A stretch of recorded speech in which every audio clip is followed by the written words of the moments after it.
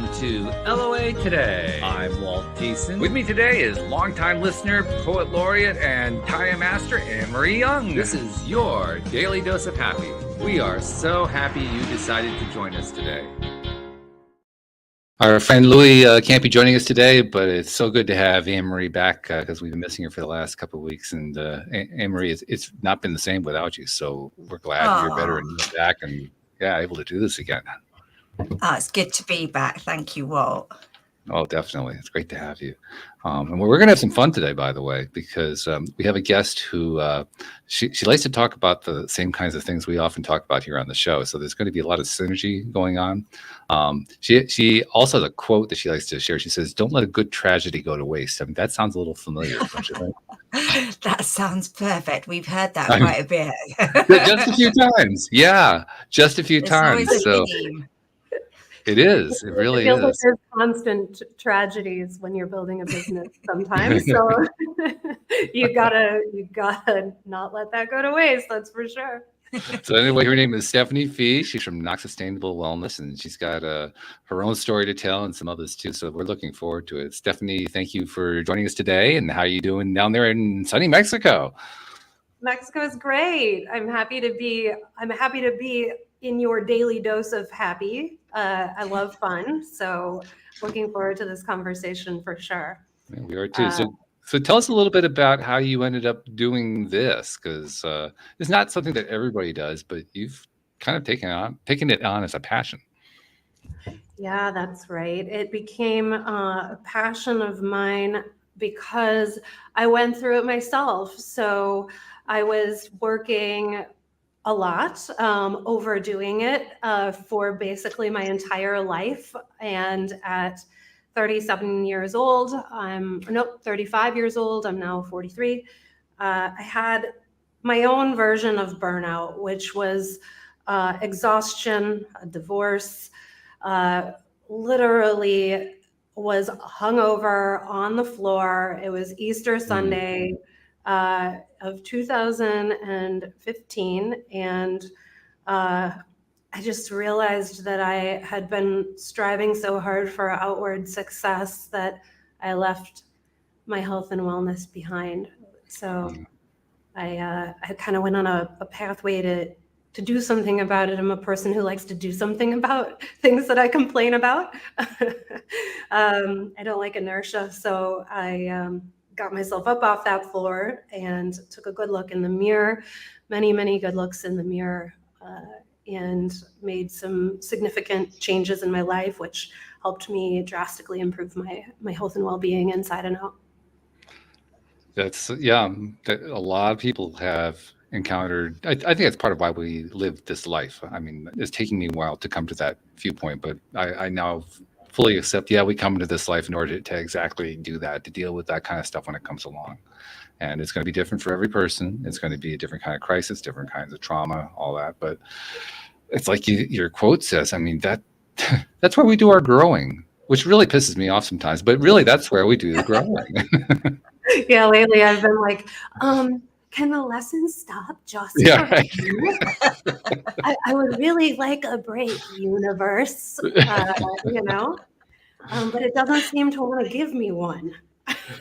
There's the character in the Ted Lasso Apple series, the television series, who played a psychoanalyst, psychotherapist, and she says, "The truth will set you free, but first it'll piss you off." And I heard that, I said, "Oh man, that really says it." That's so true. So true. Yeah, I tell my clients that all the time. I'm like, I'm so sorry, but I have to tell you the truth. And not only our own too. I mean, sometimes we have to deal with somebody else who's going through something like that too. I mean, I personally had to just deal with it today with an ex-employee of my company because she was just going through a really hard time because she's up against something, and it's just it can be really, really rough. The way you told it sounds like you managed to kind of like bootstrap it and get yourself going. Most often people look for help, but were you able to do it yourself? I was fortunate enough to have a lot of tools in my past. When I was quite young, I worked for a great company that immersed us in self-development. So I had that base. I just lost it in the wine and spirits industry. That industry is, as you can imagine, copious, consistent consumption, not just of alcohol, but also food. And I was traveling up to 90% of the time. And yeah, a lot of my struggles were around my body image and weight. And I had always struggled with consistency. So I did a lot of diets and quick fix programs. So when I got up off of that proverbial floor and started going, where can I go? What would work for me? There, I couldn't find anything, and that's how businesses start, right? There's a problem that you have and you can't find a fit because nothing seemed to be focused on long-term results. Everything seemed to just be another thing that was going to exhaust my energy, restrict food, make me miserable for a short period of time, get the results, and then it all comes back again, and then you forget because all you can think about was that one time that you were successful before it all reversed, and you just keep going back into that cycle. And I didn't know how I was going to do it, but I knew that I needed to break myself of that. And also, I did bootstrap it. And I think that's kind of like part of why I'm here is that there's something in me that is kind of like, you can do this. And I was sort of born with that. So I knew I could figure it out. But it took me a lot longer than I wanted to take other people. Right. That's a blessing, though, that you were able to do that you felt you had that reserve in you, so to speak, that you were able to just draw upon. That's not something everybody can say. So, I mean, you should be proud of that. Thank you. And I am, and I can finally say that. I can finally say, yeah, thanks, Walt, instead of like, no. Yeah. I say that because, a lot of people don't give themselves enough credit for their own strength and what they know and their wisdom and their know-how. And while we all need programs and support, it's what's inside of you that makes the difference, because you can get any program, but it's how you work it, and that takes a lot of courage. Yeah. What actually did that's work a for really you? good point. It is a good point. What worked for me is it's actually very simple. The company as it stands has 3 pillars: thinking, consumption, and movement, for a reason. I really had to start with the way that I was thinking about change, and unwind my mind and rewire my brain. And so I did a lot of meditation and a lot of different healing techniques, and figured out how to, pause, because I'm a fast mover and I was very, reactive in so many ways when I was stressed. So I had to work that out of my system in order to then understand what was going to be healthiest for me, and as far as like what I ate and how I move my body. And I decided that it was the things that I love in moderation. Even movement. I would run marathons in the worst shape of my life, Oof. because my mind was like, you can do it. And I would just burn my body out. And I was like, I need to understand the threshold. Like when you just can't withstand that much, intensity. So yeah, there's a lot packed in there, but really, how was I thinking? What was I consuming? And not just food, but like information and, language or things people would say, and learning how to let that all just kind of go like this, and pay more attention to how I was living my life. Yeah. When you pay attention, then you're like, it's astounding what you learn. Frightening at times. Yeah. That's why people are so afraid of it. Right? Yeah. It's frightening, and it's. I actually recently had a moment just over the weekend, in fact, where something that I really need to work on and that I am working on kind of came home for me in a big way that said, this isn't going to change until you change. And Do you want to share what it is, or? I'm not ready to yet, because there's a whole Okay. story that I'm going to bring into the show at some point, but Cool. it's I still can't wait playing to hear out. So I'm ready to bring it in. Yeah. Yeah. Great. I can't wait to hear it. But it's just, when that hits you between the eyes, it really hits you. Yeah. And it doesn't stop. And that's the thing also that I had to accept, was that, like, this is life. Life is not linear. It is not, this one big arrow up. There's just a lot of ebbs and flows, ups and downs, breakthroughs, breakdowns, but it's learning how to, like, be more buoyant, resilient, but buoyant too. Like, you kind of bounce back up, or you float back up, rather than, like, bust your bones and crumble and lay there for a really long time. Which is easy to do, by the way. It can be done. It is.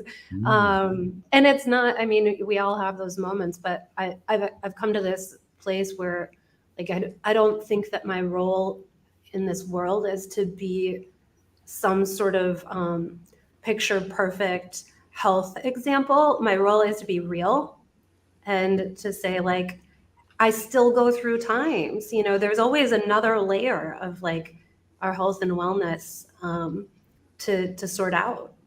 There's always something. So yeah, I like to be really, really real about wellness.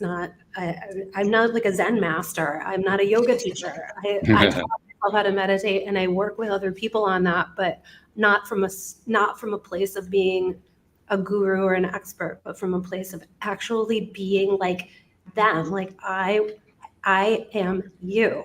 You can do it. It doesn't take a bionic human being. That's exactly what I was going to say. I was going to say, you're actually a human. Yeah. I mean, it's so funny, because when I'll tell people, like, I'm like, sometimes I drink too much wine with my friends because I'm having fun, and, like, yeah, it's not good. I know it's not good for my health and wellness. And I don't mean to come on here and, like, scare you guys, like, whoa, what a fraud. But I'm being real, sometimes I eat Doritos, whatever, right? Like, I'm not here to be perfect. I'm here to be human. But most of the time I don't, most of the time I take really good care of myself. See, I would disagree in the fact that, going out with your friends and having a little bit too much to drink and eating those Doritos, they are good for you. Those little moments are good for you. That's right. They're good for the soul. Yeah, and I mean, to each their own, so I'm like, be whatever, do whatever you want. If you want to be a vegan and not drink alcohol, kudos to you. That's amazing. Are you happy doing that? Does it feel good? Great. And sometimes I'm going to eat Doritos. Yeah, totally. I just know that a night out with my friends just recharges my batteries, and it's not something I do all the time, but so that's why I think it's good for me. And yeah, well, and I worked with Italians for a really long time, right? And their way is like, and then they'll talk about, blue zones or something. So one of the blue zones is in Italy, and they talk about, like, well, it's wine, it's this. And I'm like, it's all the things. It's community and socialization. And that, you're totally right, Anne-Marie. It's like, that's an element of our health and well-being. yes. Is social, relational, Yeah. We don't have to think so hard about, I feel like when I was overthinking everything I ate, everything I drank, putting, like, so much pressure on it, it did the opposite. It was like too boxed in, suffocated. So I think I can get that. You talk about wellness, but you also use a particular keyword. You talk about sustainable wellness. Yeah. And that, obviously, I mean, we can kind of tell just from what you've told us so far, that is a big piece of it. But what does that mean to you? What is sustainable wellness? That it lasts, that it never ends, that there's things that we can do that, the thing is people are like, drinking water is not sexy. It's not like hyped up enough for them or something like that. But for me, the biggest support that I have are my sustainable habits. So like taking a walk, doing a 5-minute meditation, the simplest of things, stopping for 1 minute and having silence, drinking ample water, having fruits and vegetables. Like these are my own sustainable habits that I know that I can do no matter what. And everybody kind of has those. Once you identify those, it's like, we call that middle line. There's like the breakdowns, then there's like this through line, and then there's these breakthroughs. So we're either up here or down here. Or that's where we want to be all the time, right? Because it's filled with emotion. And I'm like, no, we want to spend the majority of our lives in the middle, sustaining. And you can strive harder. Maybe you get some results, but then you go back to that sustainable line to help support you. So it sounds like the sustain part sounds like it's two different kinds of sustain. It's being able to sustain your practices, and it's also being able to sustain a level of health that you're looking for. Yes, because like as far as even, if we take weight loss as an example, right? The odds are, it's awful. Like diets, and I don't blame diets. It's just they're not designed for through a long-term lens. They're designed for a short-term result. So what's after that program is over is huge, right? And for the first time ever in my life, I've weighed the exact same for, I think it's been 7 years now. Wow. And it was always like fluctuating up and down. Like I didn't know how to stay consistent, because I like change and stuff too. And I love to strive. I love doing something hard for, a short period of time.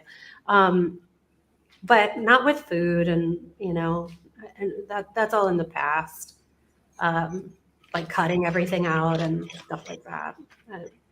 If I cut something out, I don't think about it so much. It's just because I don't want it, But so anyway, yeah, it's with that level of consistency, there's some resilience there, right? That's built up. Well, plus you were starting to identify something that I think is a pretty important topic: the difference between denying something of yourself that you would really like to have and taking it away because you really don't want it. Mm-hmm. Yeah. Well, and that's in my experience, and this is what, when I work with people one-on-one, like, what are you reaching for? Like, really, what are you reaching for? Not just in this moment, but what's beyond that. And sometimes I look at something and I'm like, like, I don't want to drink because it's going to mess up my sleep. And I have something important to do in the morning. I'm reaching for a great morning. I'm reaching for, whatever, body I feel really happy in. I'm reaching for, right? You can use that and to direct, your own kind of arrow. So it's like mini outcome based, all the little decisions are like, I always say they're like micro transformations. Like you don't even know it's happening. Mm-hmm. But in every little decision that you make, it's like an average. And so, I'm always like, if I'm making about 80% of the time, pretty strong, healthy decisions for myself, like I'm doing pretty good. Mm-hmm. Mm-hmm. So yeah, it was like tying it up with, what do you really want? And usually it's like just, the short term fix is just it's just a matter of training your brain to think about. It's a question that we all could stand to ask ourselves more often. What do you really want? Because I think a lot of the time we don't really know. Yeah, and sometimes people say, oh, I want this, but you don't if you don't want to do something about it to get there. And that's okay. If you don't want it, you don't have to want it, But if you say you want it, but then, you know, you don't want to, if you say you want to have a great night of sleep, but, you know, you want to drink 2 bottles of wine before you go to bed, I mean, then you don't really want a great night of sleep. You chose something else instead. What you wanted was the wine. So it's about being clear about what your wants are. Maybe, yeah. I think we also put a lot of pressure on ourselves in that we'll say, oh, well, when I'm this certain way, I'm going to be happy. When I get this job, I'm going to be happy. When this happens, when I, you know, get a boyfriend, I'm going to be happy. And actually, you're absolutely right. It's celebrating those little things. Okay, so today I just didn't eat any fried food. Today I didn't eat any chocolate. Today I drank water. Today I got out the house and went for a walk. Just celebrating those little wins and feeling good about yourself in that moment. And that makes that difference. Yeah, for sure. And like even in our communication with other people, little wins like that sort of creates like I feel like everything we do all day long it's all connected, right? So it's like, how did that conversation go? It went well. I feel proud of it. I venture to guess, or at least in my own experience and what I see from other people, is something like that. Then when you go to a meal, watch how you behave. If you had a stressful conversation, then you go to sit down at the table, watch how you behave, right? It all is connected. So it's like, and it's all kind of, you know, stress related and things like that. But yeah, behavior, you know, just all day long, it matters. I'm not saying to overthink it. I'm saying just notice, you know, it's an interesting thing. Like my whole life changed, everything changed. And my life was like good on so many levels, in terms of like, you know, friendships, and I was doing so well at my job. But then once you get better, you get better. You know, then it's like, whoa, I could never go back to that space where I felt defensive inside or reactive inside, because I hardly ever have to worry about, I mean, very rarely do I have to worry about myself in a bad conversation. You know, I can walk away and it doesn't affect me poorly, because I did good. I don't know. This is going in a totally different realm, I know, but That's all right though. That's what we do a lot. We go down rabbit holes. This is a good one. One of the things that I'm thinking about is how what we're really talking about here is what happens when you're living outside of comfort zones. And so often people choose to stay within comfort zones, even if they're uncomfortable, which they often are actually. But nevertheless, either way, it's a habit. Most often people are either habitually in comfort zones or they're habitually outside. And if you're habitually outside, that's when all kinds of things happen. Good, bad, and different. I mean, it's just stuff happens. When you're inside, everything kind of just stays the same for quite some time. So it's a complex subject, and it has a number of different possible impacts on the way we perceive our lives, the way we live them and experience them. And everybody looks at it differently. So when you think about comfort zones, how do you think about it? Oh, I love this, that you brought this up, actually. So here's how it started for me. If I really think back, and I haven't thought about this actually, so this is kind of cool. There were little things that I decided, I was like, I'm going to do that the harder way. Like, I'm going to park a little further from the grocery store. I'm going to take the stairs. I'm going to, carry that heavy thing myself. I'm going to do some little actions that would kind of stress me more, like in a good way, right? And then you're like, oh, I did it. Oh, I did it again. Oh, and then it becomes like a habit, like you're saying, where you're used to something not comfortable on that level. And, and again, this is all kind of like, I'm just now thinking this through, but then, perhaps that leads to, I can be in any uncomfortable situation. Throw me in anything, right? And I think it's like there was a training ground that I put myself in. And I think it was actually my ex-husband who started it, because he would tell me, let's walk to, we lived in Chicago, and he would say, let's walk to wherever. And I would be like, oh, walk. And usually I had like shoes that I didn't want to walk in or something. And we would walk and walk and walk. And I'd be like, I thought you said it was just like 3 minutes. And every time we went somewhere, he'd say it was around the corner and it was like 2 miles. Yeah. I realized that I really admired that about him, because he would always do, he would make it a little bit harder. Not in a bad way, in a good way. So I think that's kind of how it started. Yeah, well, it's a form of challenging yourself, really. Yeah. So, and then it gets, but life puts you in uncomfortable positions anyway. So it's like, you're going to fight it because you got to live in it anyway.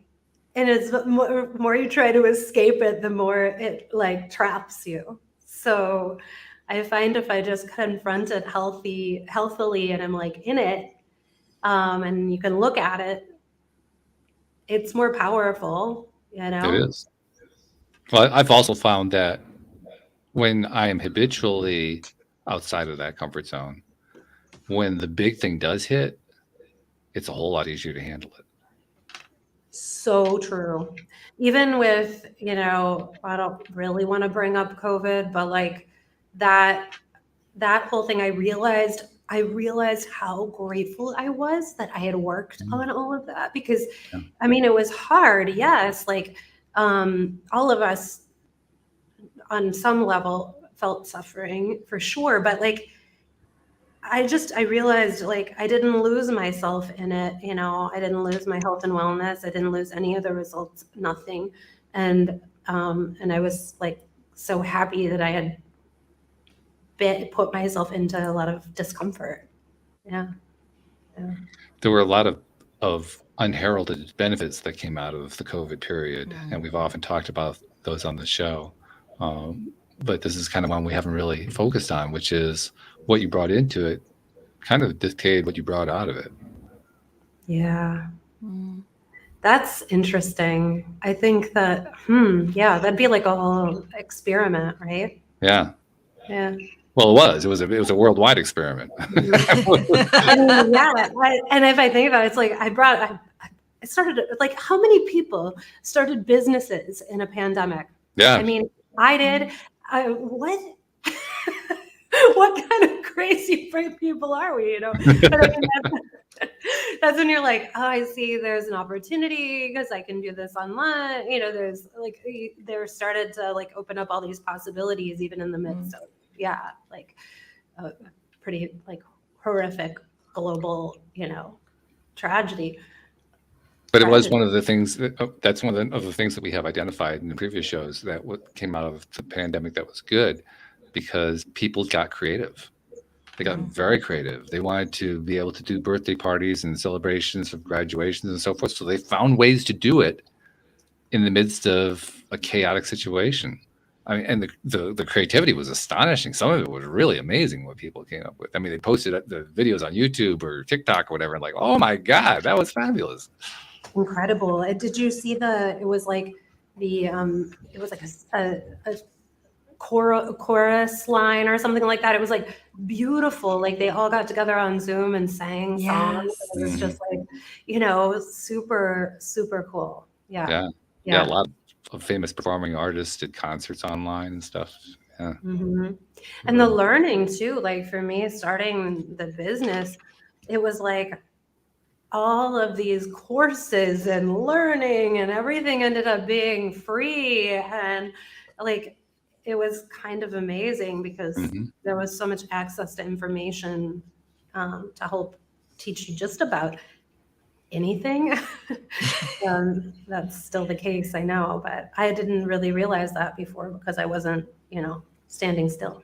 I think one of the most astonishing ones, this was a guest who was on the podcast in the midst of all that.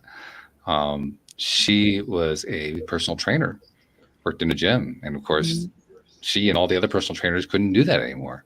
She invented a way to do personal training online and taught other trainers how to do it. Like, whoa, I mean, there's an accomplishment right there. Yeah, it was really cool how so many people did things like that. Yeah. Pretty remarkable.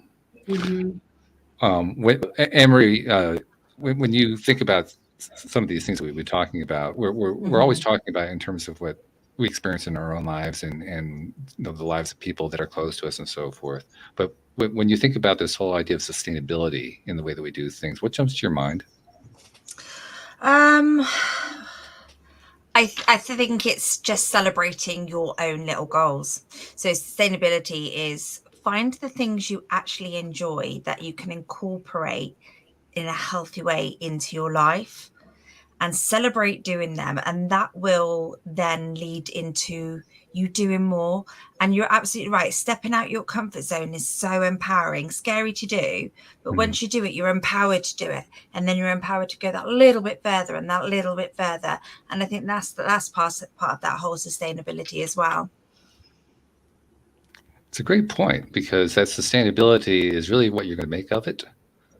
Yeah. I mean, that's a big thing that you've been talking about, Stephanie, that what are your choices going to be? And it's not like it's not like you have to follow these rules. These are the rules of how you become. That's not the way you're presenting it. No, it should be your rules, your design, your life, your design.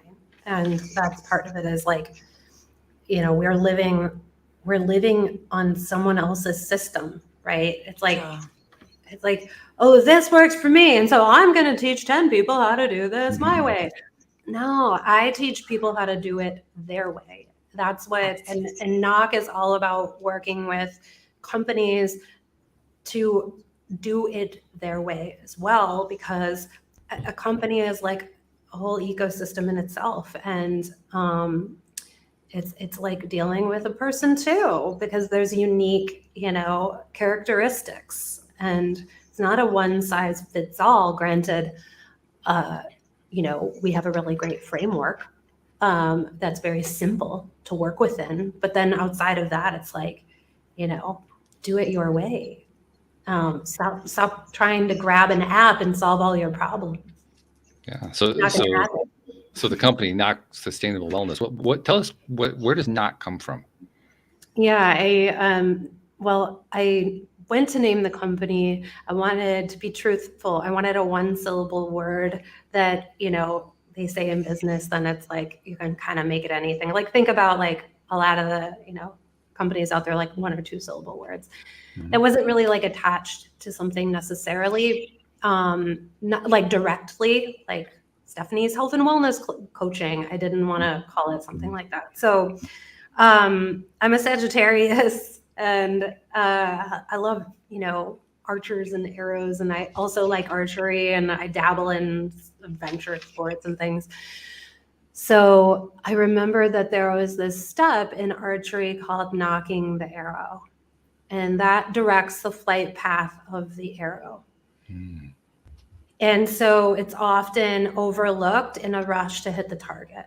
That's like our health and wellness. So I thought it was a cool metaphor. And then I also thought it was a cool metaphor for a lot of the modalities that I've used, like mindfulness and silence, and, just like setting up that foundation. So that way this time, like for a company, as an example, they're struggling so hard with finding an effective health and wellness solution for their whole team, right? Struggling so hard. And then it's like, oh, let's try this. And then they're coming up kind of empty. And so with us, it's like, let's set this foundation and actually help you create a statement of sustainable wellness. It's a manifesto that gains trust and accountability and sets a stage so that then the tools you use, software does not matter if you have no base set up. Nothing is going to be sustainable if you don't knock. I love that. Making your own life into a business case sounds just perfect. Yeah, basically.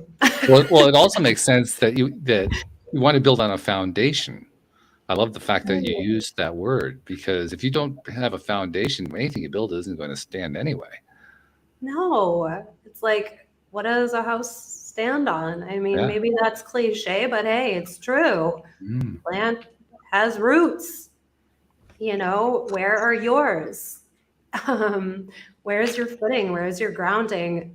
And everyone's like, let's fix the burnout crisis now. Well, nah, it's going to take some time. I'm sorry to tell you, but you will see results right away. You'll always see results right away, but looking through a long-term lens, you really want to see what does it look like in 10 years, in 20 years? What are you, Let's talk about it a little bit further, because I think it's an important point. So you want to build your own foundation, like you said. You want to be thinking on a longer term basis. What are the fundamentals of a good foundation, especially for a sustainable wellness program? Yeah, understanding. So actually having an assessment, really knowing, and allowing that assessment to be anonymous, because you want people to tell the truth. So you truly understand, how is your team sleeping? And then what is their lifestyle like? With an acceptance of, at work, we are whole human beings, whether you like it or not. If you put your whole self, if you put, this part of your life behind and you go to work, is it really behind? No. You're carrying your stress from there to here in a heavy backpack that's oppressed, that's like suffocated. Why do we have harassment? Why do we have, ill communication at work? Why do we have all of these things?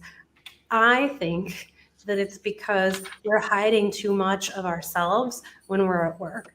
It's a fine line though. You can't also create a toxic familial environment or allow people to come in and use excuses all the time for, this is happening. And so, but it's not about that. It's actually transmuting, like taking all your stuff and making something of it. And if you have a culture of well-being, if you build that foundation, you know how people are sleeping, what their actual lives are like, then you can start to understand, okay, what organizational habits, and that's what we help leadership teams understand, what organizational habits can we bring in consistently for our team? Maybe that's empowering everyone to eat lunch.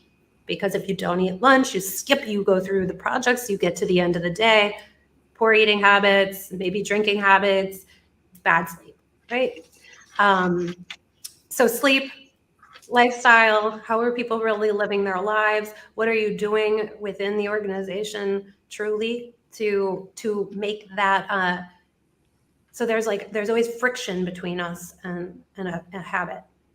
So how much friction, say you want to support people in having lunch every day.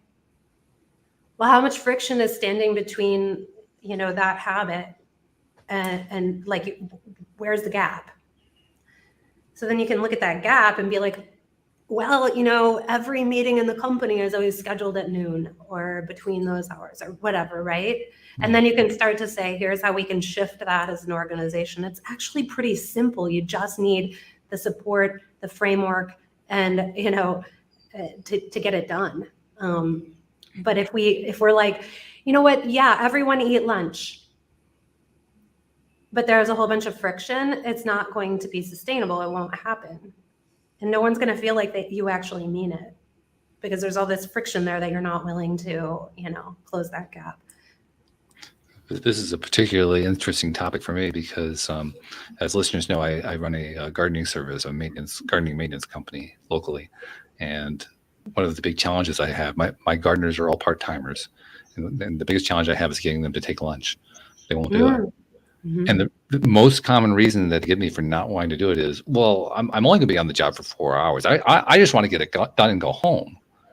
And I think to myself, how do I disagree with that? I mean, that they're doing what they need to do, so maybe insisting that they do lunch, maybe it's not the best idea. Maybe for their particular situation, it makes sense to do it the way they're doing. So that's what I've basically let it go. Said, okay, you guys, you go the way you need to go.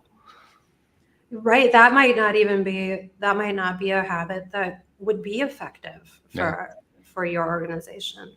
Yeah. Or maybe there's more digging to do to, see what they're doing after work and how their habits are, right? And maybe that would then convince them, oh, maybe I could stop for 30 minutes. Who knows? But it's like there's it has to be also a fit and make sense for the company. And it's not a one size fits all. I mean, there's things like, practicing gratitude as an example. That's pretty much like, everybody can do that. And that's actually that's what inspired the process for organizations. The CEO of Campbell's Soup, he took over Campbell's Soup in 2001. And he hand wrote, because a lot of the team didn't, speak English, or I'm sorry, they didn't have computers. He hand wrote like 30 gratitude letters and stuff every week. Wow. And completely turned Campbell's Soup around. And in 2009, he had an accident and was in the hospital and was receiving all of these notes of gratitude from his team. And when I heard that story, I was like, oh, that is so cool. We could stack one habit every quarter. You practice it together, creates a positive waterfall, like a ripple effect through the company. It's simple, it's fun, and like it's inspiring. So and it's also a case of what goes around comes around. He kept putting it out, and then it came back to him in spades. Yeah, and clearly he didn't even, he was doing it without also wanting anything in return. Right. Yeah. And that's like what I think leading as a conscious leader and leading from a heart-centered place. I know logic is very important to employ.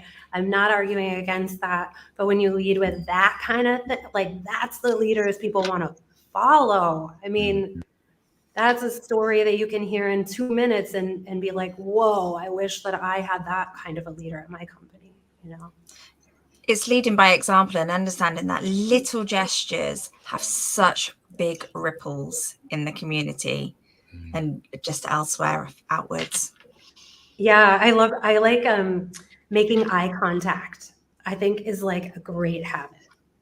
So when you walk by someone, you actually look at them. I mean, maybe it looks a little creepy. You're walking around your office and everyone's staring in each other's eyes, but no, for real. I mean, how many times I've been like worked at a gas station. I've been a server. I've been a hotel housekeeper, and I have had people that own the company or whatever. They just walk right by you. You're nothing, and then I've had them stop and look right at you, and you feel like something. You feel like you want to do really great for them, for this company, right? So even that is like, that's a habit. That's an organizational habit. So what we're really saying then is that we get to choose what habits we're going to live by and adopt. We can change them to suit what needs to be done, what we feel needs to happen in our organization. And we have been talking about organizations, but really the same pattern also applies in personal lives, doesn't it? I mean, it's just a smaller organization, really. Yeah, absolutely. And that's how the company started, was with individuals. About 180 people went through different shorter and longer versions of the program that I had built. But then I realized, like, I just have such a passion for organizational wellness, because if I would have had that support, it would have been game changing, and then with everything that's happened over the past however many years, just coming to the surface, it's like, we need a different way to do this.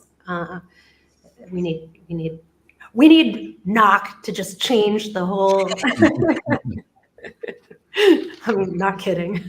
No, I can tell. We may be laughing about you. You're definitely not kidding, however. Yeah, no That's doubt. right. That's right. Yeah. I'm also curious, though, how far do you think NOCK can scale in a company? Are there limits? No, it's actually a really scalable model. So we have a three-part system. It's a highly, structured system that's very scalable. So and we have an app for the team individual. We'll be developing back-end software for companies as well. But now, Oops, you just muted yourself. There you go. You got it. My computer just gave me an alert that it's running out of batteries. That's what happened. Okay. Yeah. Yeah, they get hungry for electricity after a while. It's funny how that works. Oops, you're muted again. Oh, it's all that talk about COVID, and the most famous saying of COVID was like, "You're on mute." Yeah, I suppose so. That's true. Looks like you're still muted. There you go. Okay. Yeah, there we go. Yeah, it's still, I still think it's funny how we say the same thing still. I can't hear you. Can you hear me? Oh. Can you hear me now? Yeah, just like that Verizon commercial from so Right. many years ago, but on Zoom. Yeah. Anyway, no, I think it's a really serious issue that has to be solved. It's a problem that has to be solved. Workplace wellness. In all seriousness, it's like it's not changing. You made mention reference a few moments ago to something, and I don't think you actually gave a label to it, but I'm going to give a label to it because I think it's a really important point, which is that anybody who comes into the working environment on any given day is bringing themselves with them, which means they're bringing all their stuff with them, good, bad, indifferent, doesn't matter what it is. And we do in institutional settings, we do have a tendency to ignore or even deliberately cover up a lot of that stuff. But the stuff's still there. It's not like it went away. It's just, we're not going to pay any attention to it. Talk about what the consequences of that are. Lawsuits, harassment. Lawsuits, yeah. Really? People constantly gossiping, constantly talking about each other behind their back, the interpersonal issues. I mean, at the end of the day, I believe what companies really want is they just want all of the behavioral problems to stop. And they're interested in health and wellness because of that. But it costs you a lot of money to just, expect everybody to house all of their stress and come forward in a healthy manner. I mean, some people are going to be better at it than others, but most people don't have like stress management training. Most people don't have that type of like work. So if you provide that for people, just even like a breathing exercise that they can do before a meeting, that really helps alleviate some of that pressure that they might be feeling from home. One thing we do is, using a metric is very helpful to avoid getting into the story too much, right? Because, you don't need to know every detail about each other's lives. That can, again, it can be a bit dangerous, So scale of 1 to 10.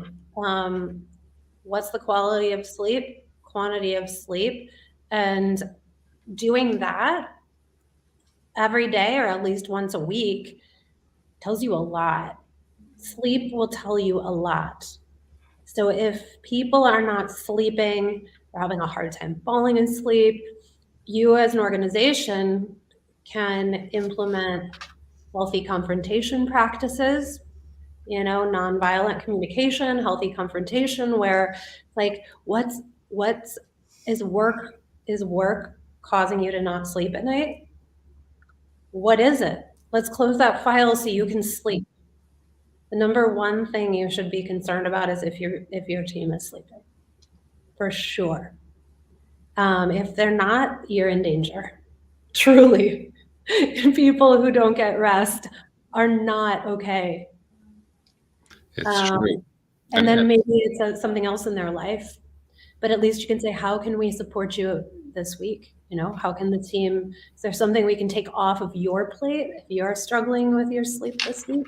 And then it starts to be you can do that for each other. I'm reminded of a situation. It's been a long time since I worked in a corporate environment. So this would be pretty much around the turn of the millennium. Was the last time I was working in a corporate situation. But I remember there was a colleague who worked I worked in the IT department. He also worked in IT. He worked on a particular software project that was a major part of their sales cycle.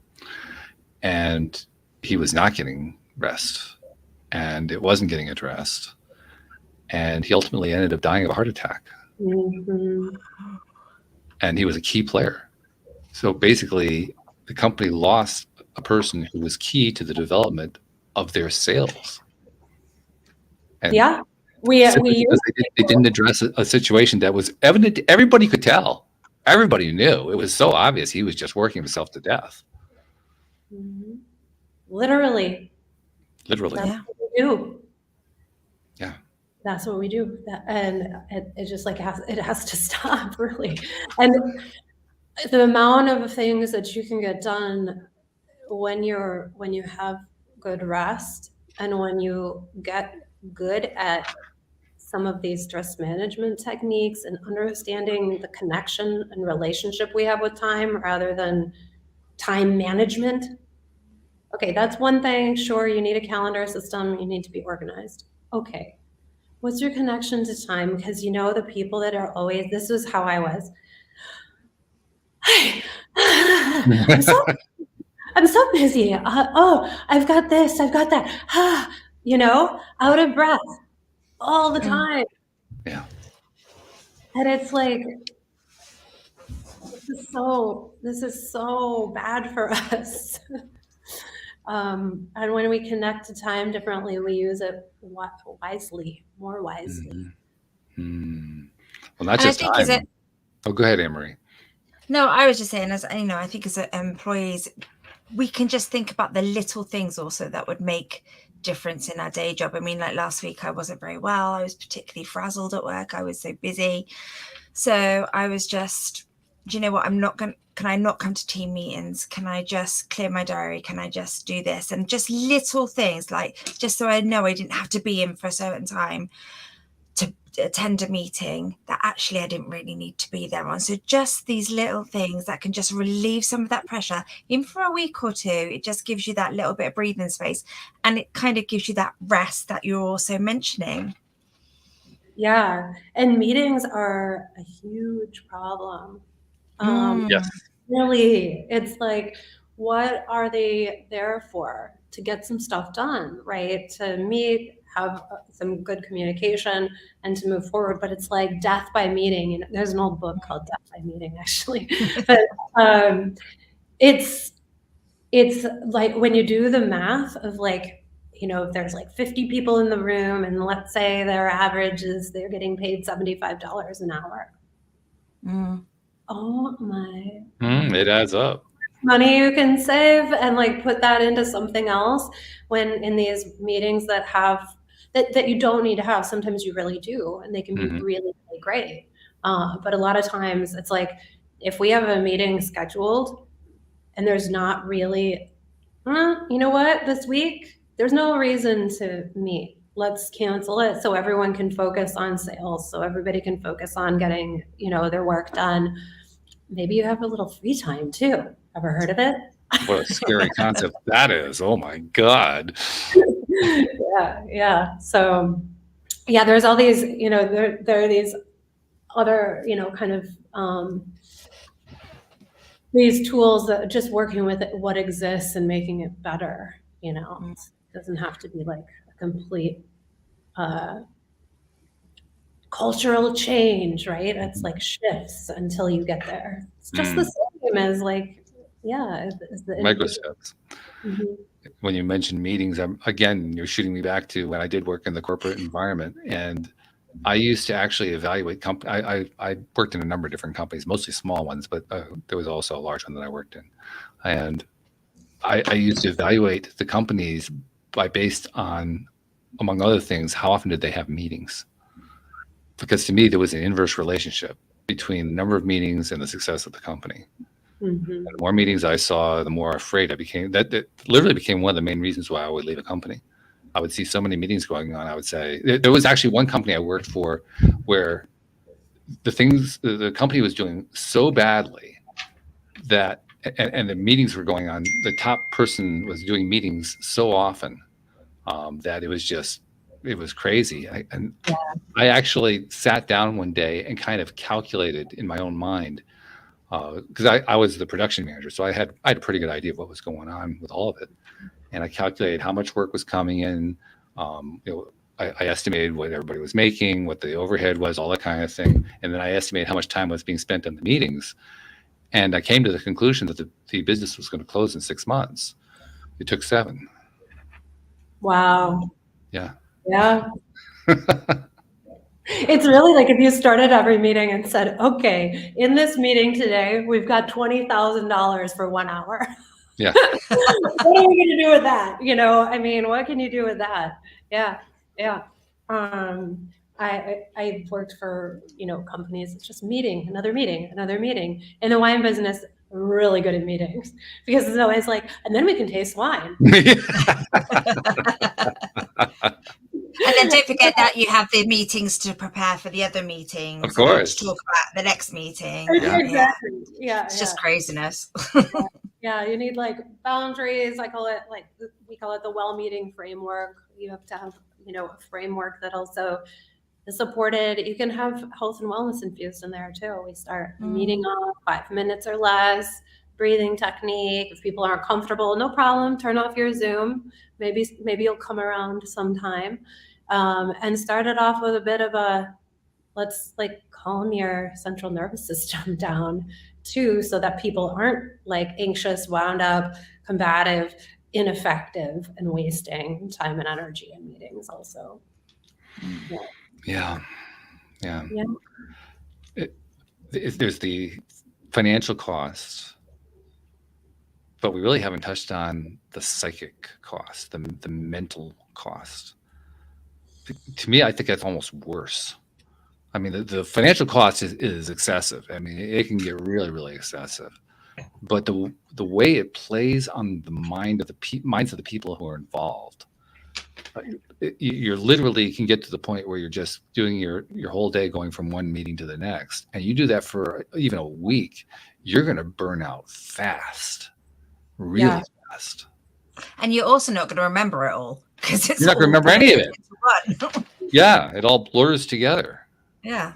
Yeah, and you have so many meetings and every meeting is a bunch of follow up, and then it just starts to completely just get the drain gets clogged for sure. Mm-hmm. It really does. Have you ever dealt with a company where they were in such severe straits they needed I hesitate to say it, they needed a quick fix. They needed a way out of this fast because otherwise they were going to be in bad trouble.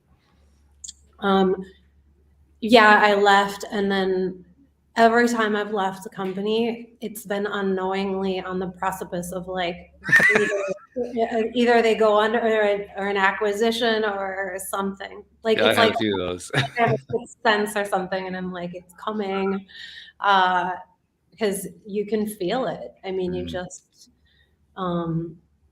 you can feel at that level when it's not sustainable.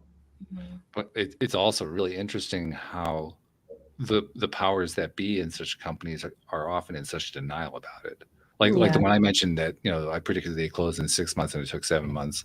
I told my staff about it. I said, and I was jumping ship. I was actually recruited by a competitor, and I jumped ship immediately and went to work for the competitor because I could see what was happening. But I told my staff about it before I left, and I even pulled aside the wife of the owner of the company because I thought she was actually out of the loop on it to let her know, like, you don't know this, I don't think, but you don't realize this, but your husband is basically setting you and your family up for a fall here. And it was really interesting how that played out because she took that as me attacking him and her family, and they fired me the next day. And I said, okay, fine. I didn't care. I was out of there, you know. And I said, just, you know, I don't think you're going to be around in 6 months. And sure enough, they closed their doors. But they weren't ready to hear that. They were that close to failure, and they weren't willing to hear it at all. Yeah, and the thing, I mean, people got. So I think something that I learned early on was don't attach who you are, your identity to your company, because you're never going to be able to withstand the criticism, the feedback, the truth telling, you know, like if you think that it's all about you. And then it's like, yeah, you're going to take it all personally when it's not. If someone comes to you and says, I'm worried about this company, and you get mad, Mhm. I'm like, tell me more. What's concerning to you? Let's look at it. What do you think would, change it? Take your ego out of it. It's not you. You're not failing. The company is failing. That could be for a myriad of reasons. Mm-hmm. And that's the thing. It's like, there's so many reasons why. I mean, was it like 92% of startups go out of business? Yeah. I mean, it's hard, but yet people attach their own, and do something like that. Like, we don't like what you said, so we're going to fire you, Yeah. Mhm. Yeah. That's called Your life. stabbing yourself in the back through somebody else. Yeah, and like, good luck getting through life in one piece, because Right. I mean, you walk down the street, you hear things you don't like. The world isn't designed for you to just everything to be to your liking all the time. But when you have a business, face the music. I worked for way too many people who would not look at things. It was like denial central. Right. And I thought, I don't understand. If there's a problem, aren't you supposed to look at it so you can understand how to solve it, instead of consistently just keep having that same problem?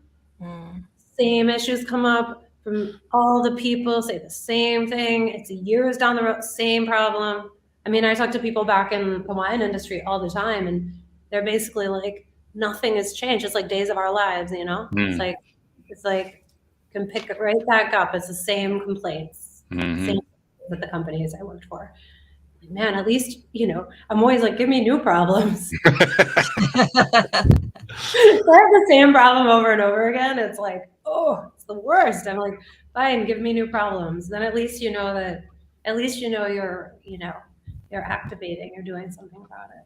But this is also tying into the thing we talked about before, bringing yourself with you, because when you have the same experience over and over again, there's a common denominator in there. It's not fun to look at it, but that common denominator is yourself. And until you deal with it, it's going to keep following you everywhere you go. Yeah. And I mean, when we bring our whole selves to work, it's like, who doesn't want like the mother of 5 who goes home and like kicks ass for her kids and like does all this stuff? Who doesn't want her around on your team? Who doesn't want like the guy who's taking care of his elderly mother in the evenings? Who doesn't want that guy around, right? Like, we do extraordinary things outside of work, and when we're treated like whole people, we bring that. We bring all of that. When we're treated like half of a human, or even just like a third of a human at work, we're not going to give that to you. I mean, that doesn't belong at work, because you don't hold a space for that. Work's not a container for that. I have to be a robot. I have to be this version of myself. But I don't know. For me, I'm like, I know everyone does like extraordinary things in their lives. They volunteer somewhere. They do whatever. Bring that. And with it, you might have a bad day, and guess what? That's okay too. Sure. Yeah. And I think we have to be more, not condone, catastrophic behavior, but like allow people to be crabby one day, have a bad moment. Yep. It's okay. Everybody has their moments. For me, it's always, are they willing to own up to it? If they are, well, I think people do, though, more often when you do, right? Yes. It's like, I'll just say, hey, you guys, in this meeting, I don't know. Today, I'm in a weird mood. If I seem like I'm not in it, it has nothing to do with you. Don't worry, but just like, I'm just honest. So they're not looking at my face like, did we do something wrong, or is she thought about something? And then that way I can get data back. So someone else will feel like they can just be like, hey, listen, don't need to go into it, but I'm not right today, And then at that point I might say like, why don't you not even come to the meeting? For me, I have to. It's different. As usual, we have flown through an hour and then some. I just looked up at the clock like, oh, okay, yeah. But there are a couple things we need to do before we close up for the day. First of all, tell people how to find NOC Sustainable Wellness. How do they find out more about what you're doing? Yeah, knockwellness.com. And then we are on Instagram and LinkedIn, NOC Wellness. And there's links to schedule a consultation for our SWAS for organizations, Sustainable Wellness as a Service. So we act as your in-house wellness team, helping you implement our 3-step solution. Okay, very good. And something that I like to bring in every time too, because people who come onto this program are givers. They want to help people, and they make it their careers to help people. And very often, I mean, just by doing a podcast like this, or maybe you post something on social media or whatever, you're helping people that you never even see. You don't even know what happened with them. You just, but they consume the material and they got something out of it. And I don't think we get enough recognition for that. So on behalf of those people that you've been helping in ways that you don't know about, and you've never met them and you'll never see them, but you've been helping them, thank you for what you've been doing, because you are making a difference in this world. Thanks for saying that, Walt. And thanks back. It's been really nice to talk to you guys. No, really, the more good we can do, the better. Yeah. Yeah. Anne-Marie, I usually come to you to wrap it up. Tell us what's the one thing that's jumping out to you that jumps out more than anything else from today's conversation. I think something that I found that will resonate with a lot of people is baby steps. Find the little things in your daily life that you can improve on, be proud of them, and build on that, and keep doing it. Have that sustainable wellness, but choose what you love to do. Good stuff. All right. Well, Stephanie Fee, thank you for joining us. Thank you for sharing these very interesting insights. Really, really cool conversation. Thanks for engaging in it. Thank you, Anne-Marie. So glad to have you back. Looks like we got your smiling face back. That's a wonderful shift. So keep that going, okay? Thank you all. Good to see you too. Good to see you too. All right. So we'll see you all next time here on LOA Today. Goodbye, everybody. Good night. Bye.